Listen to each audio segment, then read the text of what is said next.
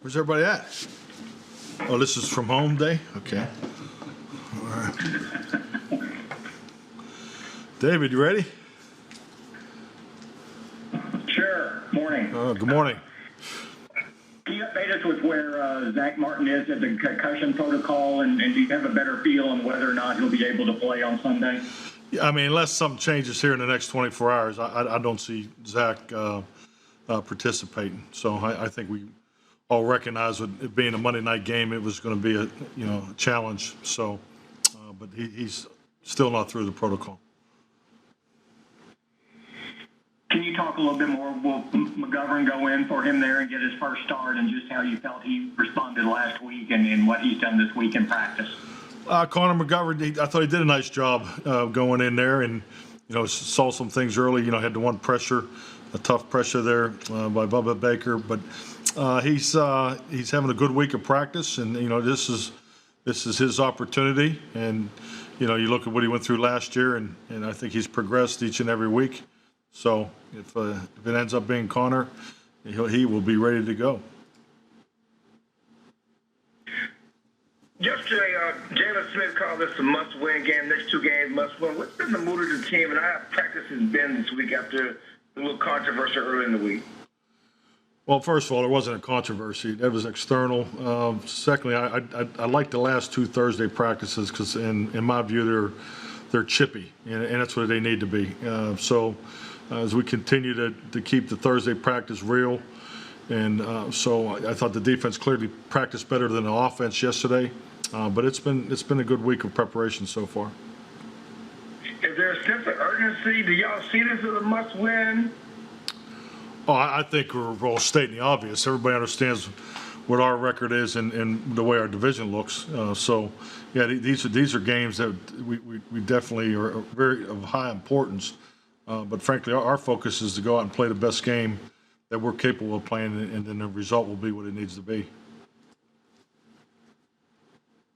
Andy is always Andy. He's consistent. But in terms of his game on the field, have you seen any changes or improvements from last week's practice to this week? Changes and improvements from last week to this week. Yeah, I think it's, there's always a consistency and an efficiency you're looking for more in the at the line and so forth. I think really with the change of the practicing of different players throughout the offensive line, it's been a little up and down. It was yesterday, but he's been very consistent in how he operates and how he runs the offense really since he got here. So Andy will be ready to go. And Sean Lee and Chidobe Awuzie working in some yesterday. How much were they able to do? And I know y'all are in that 3-week period, but do you have any sense of timeline for either of them? I do not have a timeline for either of them, but it was good to have them out there.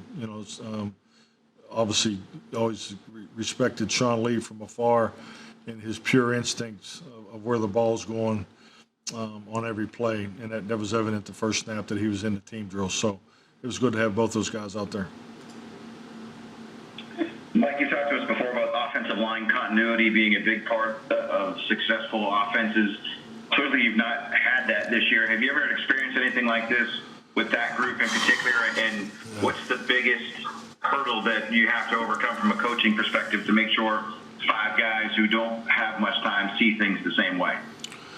Well, I mean, just, the practice reps, obviously the classroom reps, and frankly, the time that they can spend together, away from the facility or the extra film study, because, those guys, they don't have the luxury of making a call and having a few yards to adjust to the situation. Everything happens right in front of them right now. So it's just time together, and I think as we put the plan together, you recognize that. But I don't recall having this many changes. Like our offensive line, if I'm accurate, the starting lineup's changed every week. So this will be the 7th week in a row where we've had a change in the offensive line. So it's a challenge. And because of Andy's experience, does more go on him in terms of helping those guys up front in terms of calling fronts and doing things, or is that kind of a universal thing regardless of the 5 in front that the QB has that much say? Well, the the five linemen and every player in our team is expected to know where the lineup, what their assignment is. But as far as adjustment, the process of activating the adjustment, that process is the same. But no, Andy won't be telling the lineman where to line up. If that's every player's responsibility.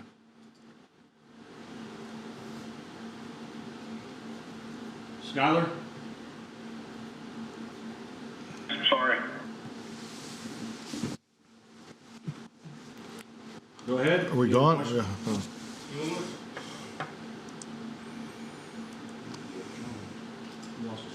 Calvin, go ahead.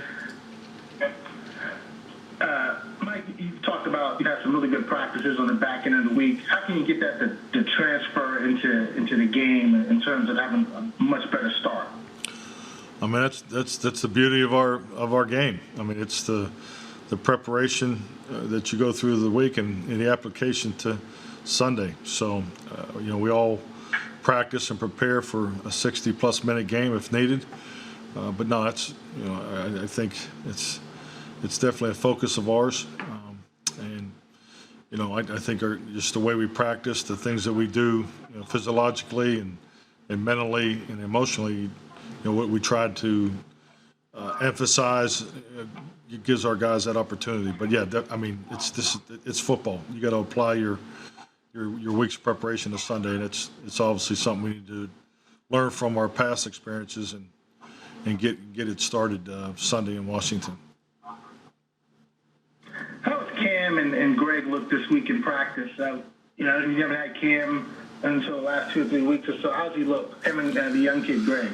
I look good. I mean, I think it's like any player when you're given the opportunity to have those first team reps. There's tremendous value, not only as an individual, but value to the offensive line and the way those guys work together. Your offensive line group is usually one of your tightest groups on your football team, and that's definitely the case here. I mean, those guys take a tremendous amount of pride. They're where it starts on offense. They're both into it, and they're competing to be up this week. Has ball security and takeaways been emphasized or coached differently? Yes, they're emphasized. The volume of the emphasis probably was a bit higher this week, but I think the most important thing is the confidence and the application of what we're able to do, and that's why you play the game on Sunday. How do you strike the right balance there? Because obviously you want your players to be mindful of protecting the football, offensively, but you also don't want them to be overcoached on that, I'm sure, and be too careful, too cautious, too protective of it, and not play naturally and make plays. How do you, as a coach, strike emphasizing it so that guys are taking the precautions, but not overemphasizing it so that they're not naturally being players when on the field?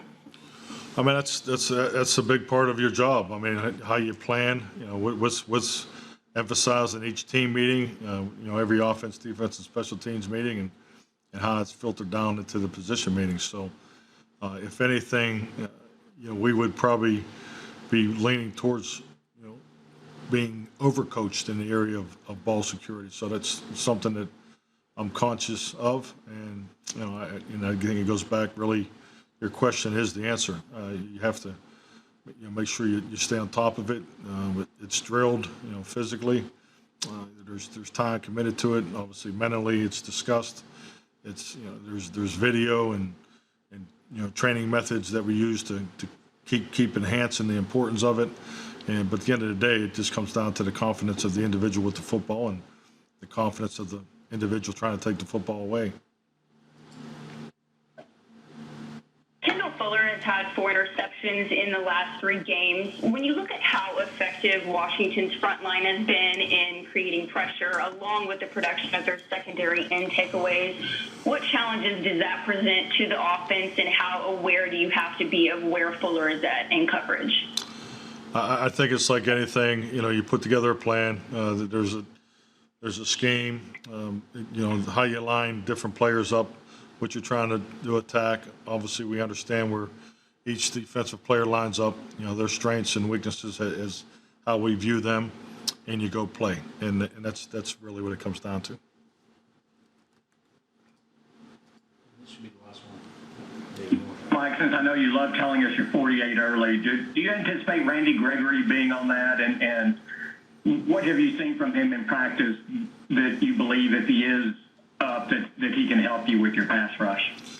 Yeah, I mean, obviously, we're all excited about Randy coming back, but, we have to look at, the whole week's preparation. Obviously, special teams is always a big part of, those types of decisions. But he's definitely had a good week and is definitely worthy of being on the 48. I can tell you that. Thank you. Is that it? Okay, thank you.